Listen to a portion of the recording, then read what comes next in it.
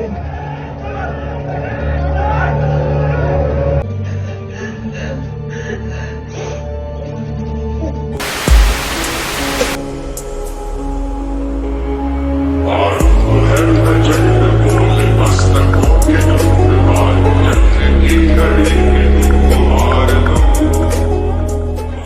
हिंद मित्रों, आज मैं आपको बताऊंगा लाल सिंह चड्ढा आमिर खान की फिल्म जो कि 11 अगस्त को रिलीज हुई और उसके कई महीने पहले से ही लाल सिंह चड्ढा का विरोध हो रहा था, बॉयकॉट करने की मांग की जा रही थी और वह बिल्कुल ही सही था। दोस्तों, वीडियो शुरू करने से पहले जो भी मेरे चैनल पर नए हैं कृपया मेरे चैनल को सब्सक्राइब कर दें और बेल आइकन दबा दें ताकि आने वाली वीडियोस की नोटिफिकेशंस आपको मिलती रहें। लाल सिंह चड्ढा ना तो ये बायोपिक है ना ही ये कोई रियल स्टोरी है। यह हॉलीवुड की फॉरेस्ट गंप मूवी की एक रीमेक है। फॉरेस्ट गंप मूवी जो कि 1994 में रिलीज हुई थी। पहले तो बॉलीवुड और खान मार्केट के कलाकार हिंदुज्म और देवी देवताओं पर मजाक उड़ाते थे, पर इस बार तो हद हो गई। इस बार तो इन्होंने इंडियन आर्मी को भी नहीं छोड़ा और साथ ही साथ सिखिज्म को भी लपेटे में ले लिया। बहुत ही दुर्भाग्यपूर्ण था कि हमारी भारतीय सेना का इस प्रकार से जो इस फिल्म में मजाक उड़ाया गया और हमारे सिखिज्म, हमारे पंथ का, हमारे सिखों का जो मजाक उड़ाया गया वो भी आप इस फिल्म को देखेंगे तो आपको समझ आएगी। यह फिल्म शुरू होती है एक छोटे बच्चे से जिसका नाम होता है लाल सिंह। वह पैरों से अपाहिज होता है और वह मेंटली डिस्टर्ब भी होता है। जैसे पहले होता था ना कि सिखों के ऊपर संता बंता वाले जोक्स और अन्य कई प्रकार के सिखों के ऊपर मजाक किए जाते थे, उसी प्रकार से अब रंग रूप बदल गया है और सिखों का मजाक जो है इस फिल्म के द्वारा किया जा रहा है। दोस्तों, इस फिल्म में 84 के दंगे दिखाए गए जिसमें कांग्रेसियों ने सिखों के साथ दुर्व्यवहार किया था और उसमें हिंदू सिख भाईचारे को खराब करने की एक मानसिकता दिखाई गई है।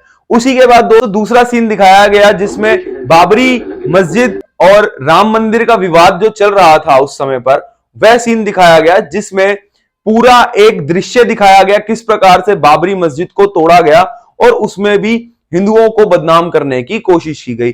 परंतु दोस्तों इसमें एक सीन आता है जब मुंबई में धमाके हुए। मुंबई में धमाके होने पर एक सीन दिखाया जाता है, उसमें कहा जाता है मुंबई बॉम्ब ब्लास्ट। इतने में ही सीन जो है कट कर दिया जाता है जिससे यह दिखाया जाता है कि वह आतंकवादियों का नाम नहीं लेना चाहते, वह अपने आकाओं को नाराज नहीं करना चाहते। जो उनके आका पाकिस्तान में बैठे हैं, कहीं उन्होंने यह शब्द सुन लिए उनके बारे में कि उनको आतंकवादी कहा जा रहा है तो इनका सर जो है तन से जुदा कर दिया जाएगा। इसलिए वह मुंबई बॉम्ब ब्लास्ट कह करके वह सीन वहीं पर ही कट कर देते हैं। आज दोपहर मुंबई शहर को सिलसिलेवार धमाकों ने हिला दिया।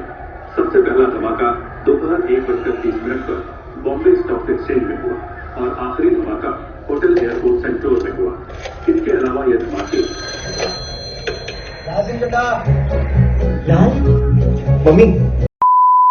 चलिए आपको मैं पहले फॉरेस्ट गंप की थोड़ी सी स्टोरी बताता हूं।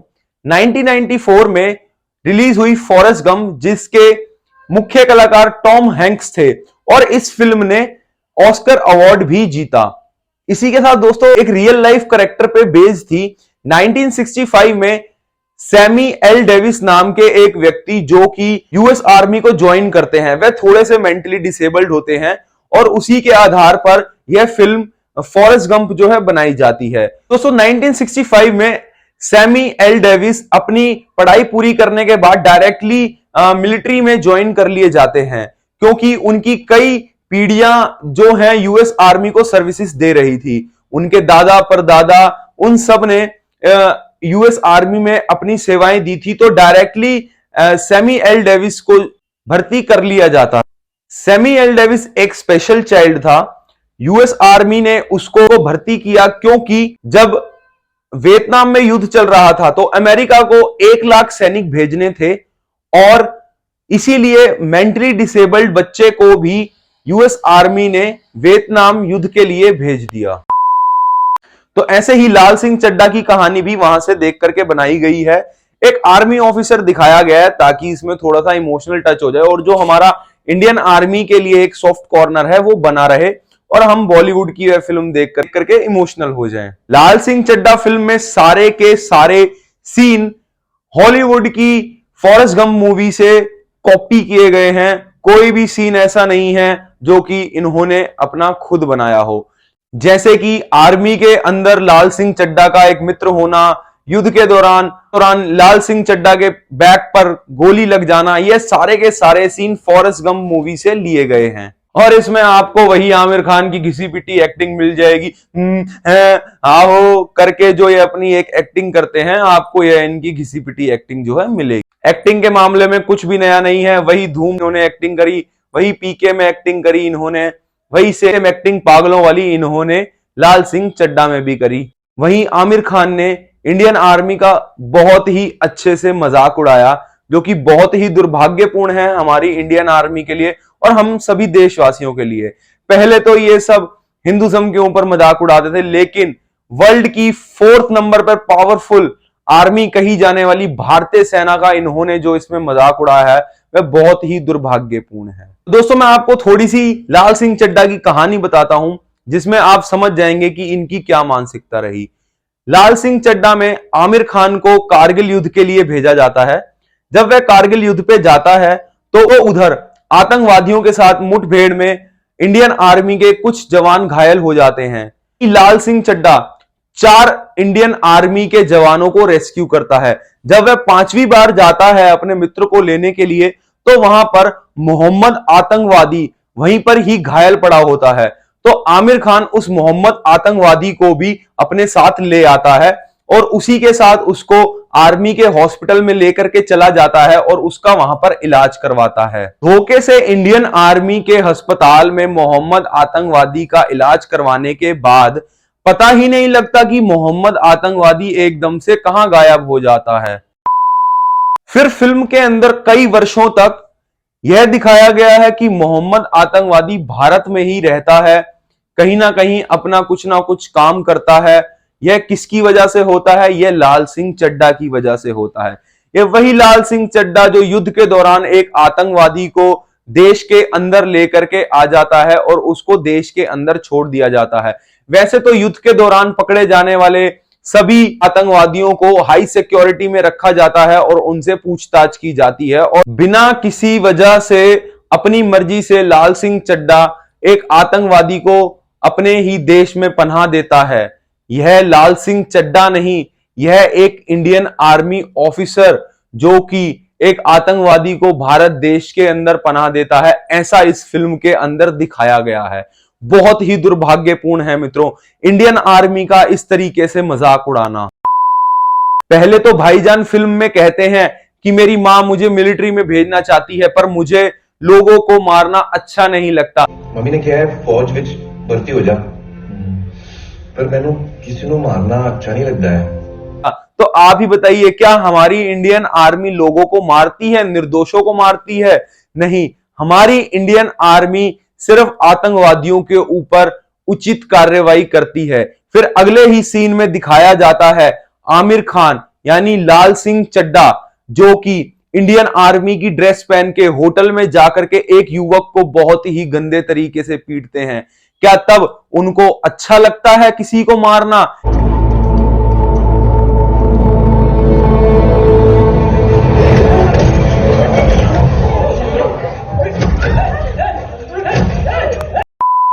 फिर फिल्म में थोड़ा सा आगे चलते हैं।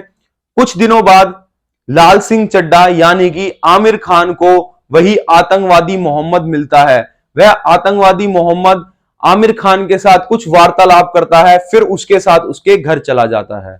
जब मोहम्मद आतंकवादी आमिर खान भाईजान के साथ उसके घर जाता है, फिर वह उसका बहुत ही अच्छा मित्र बन जाता है और धीरे धीरे इस फिल्म के अंदर उसका बिजनेस पार्टनर भी बन जाता है। और फिर वही होता है जो बॉलीवुड में बरसों से दिखाया जा रहा है, एक आतंकवादी को निर्दोष और मासूम साबित कर दिया जाता है और कई वर्षों तक बिजनेस करने के बाद, खूब पैसा कमाने के बाद मोहम्मद आतंकवादी को आमिर खान जी के द्वारा उनके देश पाकिस्तान भेज दिया जाता है। और इसकी खबर किसी को भी नहीं लगती कि मोहम्मद आतंकवादी कब हमारे देश में आया, कैसे आया और कब वह अपने देश इतना सारा पैसा कमा करके पाकिस्तान चला गया। अब यह दृश्य देखने के बाद मन में सवाल उठते हैं, क्या हमारी भारतीय सेना वाकई में ही ऐसे करती है युद्ध में से एक आतंकवादी को उठा करके लेकर के आती है और उसको देश के अंदर खुला छोड़ देती है और उसके साथ बिजनेस करती है और खूब पैसा कमाती है और उसको वापस पाकिस्तान छोड़ देती है। यह फिल्म को देखने के बाद भारतीय सेना के ऊपर ऐसे कई उचित सवाल खड़े होते हैं कि हमारी भारतीय सेना रियल लाइफ में भी ऐसे ही आतंकवादियों को ट्रीट करती है। मित्रों, जब दूसरे देश के लोग यह फिल्म देखेंगे तो वह यही सोचेंगे ना कि भारतीय सेना आतंकवादियों को अपने ही देश में पनाह देती है और उनके साथ बिजनेस करती है, फिर उनको उनके देश पाकिस्तान में भेज देती है। यही सब है इस फिल्म के अंदर। पहले तो ये हिंदू और देवी देवताओं का मजाक उड़ाया करते थे अपनी फिल्मों के अंदर, अब इन्होंने एक लेवल बढ़ा दिया है। अब यह इंडियन आर्मी को भी नहीं छोड़ रहे, इंडियन आर्मी को भी एक मजाक के रूप में लिया जा रहा है। उसी के साथ भाईजान और भाईजान की बॉलीवुड गैंग इंडियन आर्मी को बहुत ही अच्छे तरीके से इस फिल्म के अंदर मेंटल दिखा रही है और उसका मजाक उड़ा रही है। दूसरी चीज, सिखों के ऊपर जो एक वार किया गया है ना इस फिल्म के अंदर, एक मेंटल तरीके से सिख को दिखाया गया है, वो बहुत ही ज्यादा दुर्भाग्यपूर्ण है। आप इस फिल्म को देख करके ऐसा लगेगा कि आप किसी की रियल लाइफ स्टोरी देख रहे हैं, नहीं, यह एक काल्पनिक फिल्म है जिसमें एक इमोशनल टच डाल करके, क्योंकि देखिए ना, जब भी इंडियन आर्मी की बात होती है तो हमारे दिल में इंडियन आर्मी के लिए एक सॉफ्ट कॉर्नर रहता है और सिखों के प्रति भी हमारे मन में एक सॉफ्ट कॉर्नर रहता है। हम इस फिल्म को देख करके इमोशनल होएंगे, परंतु हमें वह चीज भी देखनी है कि इंडियन आर्मी के ऊपर किस तरीके से एलिगेशंस लगाए जा रहे हैं। अब आप सोचेंगे कि प्रतीक, तू तो फिल्म देखा आया होगा, तुझे इतना सब कैसे पता, तू तो बॉयकॉट करने की मांग कर रहा था अपनी कई वीडियोस में।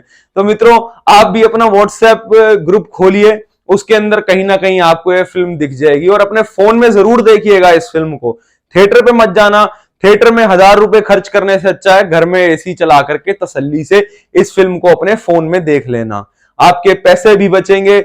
समझा, मैं थिएटर पे नहीं गया, मैंने अपने पैसे बचाए। और आप भी देखिएगा, आपके भी किसी ना किसी व्हाट्सएप ग्रुप में फिल्म जो है घूम रही होगी। और दोस्तों, आपसे कहता हूं कि इस फिल्म को अपने मोबाइल फोन पर ही देखना और अपने पैसों को बचा लेना। यही पैसा जो आप उनकी फिल्म देखने पर खर्च करेंगे, उसी पैसे से आपकी इंडियन आर्मी को नीचा दिखाया जा रहा है इस फिल्म के अंदर। और दिल्ली के एक वकील जिन्होंने आमिर खान और इस फिल्म के मेकर्स के ऊपर एफआईआर दर्ज करवाई है। तो दोस्तों, अभी तो रुझान आना शुरू हुए हैं।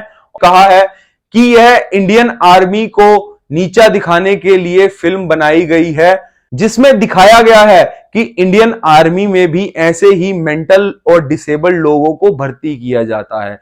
देश विदेश में इंडियन आर्मी को बदनाम करने की कोशिश की गई है।